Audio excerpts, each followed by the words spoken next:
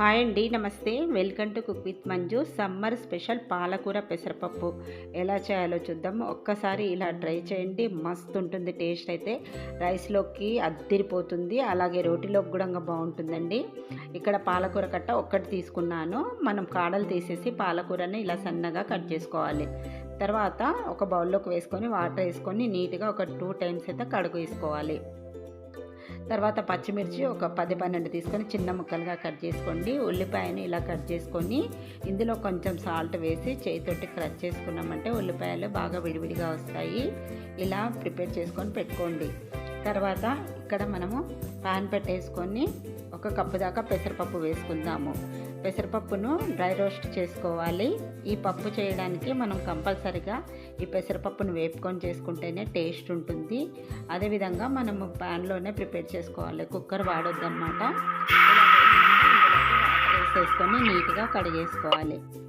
పప్పును కడిగేసుకున్న తర్వాత మళ్ళీ ఇందులోకి వాటర్ వేసుకుందాం.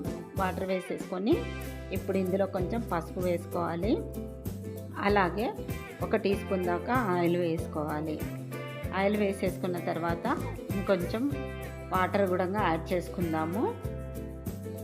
ఇది మనం డైరెక్ట్గా ఉడికిస్తున్నాం కాబట్టి వాటర్ సరిపోకపోతుందంటే మధ్య మధ్యలో ఉడికేటప్పుడు వాటర్ కూడా యాడ్ చేసుకోవచ్చు. ఇలా మూత పెట్టేసుకొని ఒక 5 నిమిషాలు ఉడికించుకోండి. పప్పు మెత్తగా ఉడకొద్దు, 50% ఉడికితే సరిపోతుంది. ఈ విధంగా ఉడకాలన్నమాట. ఇక్కడ చూపిస్తాను చూడండి. పప్పు అనేది మెత్తగా ఉండొద్దు, పలుకు మీదనే ఉండాలన్నమాట. ఇలా ఉండాలి. తర్వాత మళ్ళీ ప్యాన్ పెట్టేసుకొని ఆయిల్ వేసుకుందాము. ఆయిల్ వేసేసుకున్న తర్వాత ఇందులో జీలకర్ర, ఆవాలు, మినప్పప్పు వేసుకోవాలి. అలాగే ఒక ఎండుమిర్చిని కూడా తుంచి వేసేసుకోండి. తర్వాత ఇప్పుడు ఇందులోకి పచ్చిమిరపకాయ ముక్కలు వేసుకోవాలి. తర్వాత నూనెలో బాగా మగ్గనివ్వండి పచ్చిమిర్చి మగ్గిన తర్వాతనే ఇప్పుడు ఇందులోకి ఉల్లిపాయ ముక్కలు వేసుకోవాలి.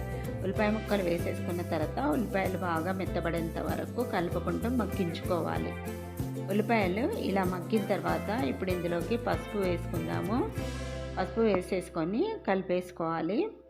తర్వాత నెక్స్ట్ కొంచెం కరివేపాకు వేసుకోవాలి. అలాగే వెల్లుల్లిపాయలు కచ్చాపక్కగా దంచుకొని వేసుకుంటే చాలా ఫ్లేవర్ఫుల్గా ఉంటుందన్నమాట.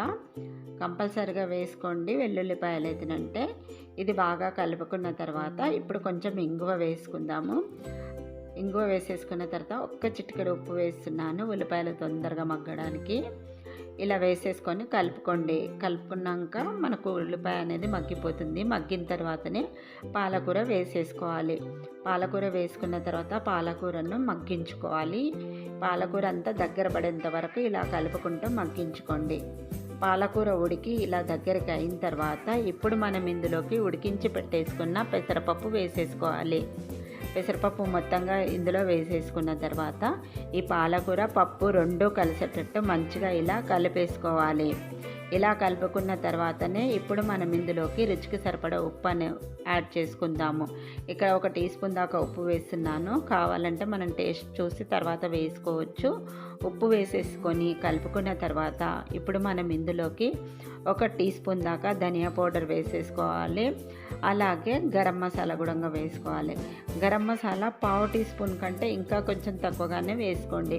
వేసేసుకున్న తర్వాత ఇప్పుడు మనం మసాలా వేసినాం కదా, మళ్ళీ ఒకసారి పప్పులో మంచిగా కలిసేటట్టు కలిపేసుకోవాలి. ఇలా కలుపుకున్న తర్వాత మనం ఇప్పుడు పోపు పెట్టేసుకుందాం. ప్యాన్ పెట్టేసుకొని ఆయిల్ వేసుకోవాలి. ఇప్పుడు కచ్చాపక్కగా దంచుకున్న వెల్లుల్లిపాయలు, కొంచెం జీలకర్ర, కొంచెం ఆవాలు వేసుకోవాలి.